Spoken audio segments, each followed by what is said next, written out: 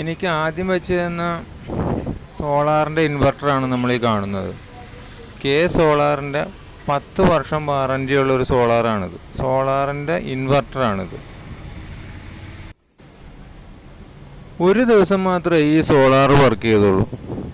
പിന്നെ ഞാനത് മനസ്സിലാക്കാൻ ഒരാഴ്ച സമയമെടുത്ത് ഉടനെ തന്നെ കമ്പനിയിലേക്ക് വിളിച്ചു പറഞ്ഞു. അവർ വന്ന് ചെക്ക് ചെയ്തു.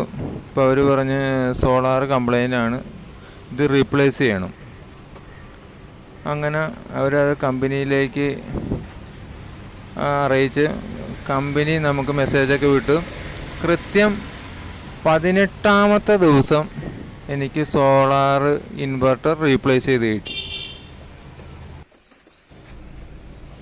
കമ്പനി പറഞ്ഞത് 10 ദിവസം കൊണ്ട് റീപ്ലേസ് കിട്ടുമെന്നാണ്. പക്ഷേ അതിനിടയ്ക്ക് കുറച്ച് മുടക്ക് ദിവസങ്ങളിലൊക്കെ ഉണ്ടായിരുന്നതുകൊണ്ട് എനിക്ക് 18 ദിവസം എടുത്ത് ഇത് റീപ്ലേസ് ചെയ്ത് കിട്ടാൻ.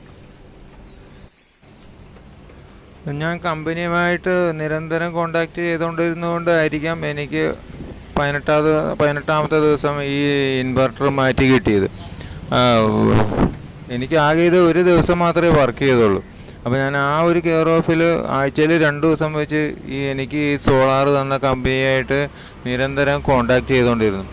അപ്പോൾ അവർ എന്നോട് പറഞ്ഞത് 10 ദിവസം കൊണ്ട് സോളാർ ഇൻവെർട്ടർ റീപ്ലേസ് ചെയ്ത് കിട്ടുമെന്നാണ് പറഞ്ഞിരുന്നത്.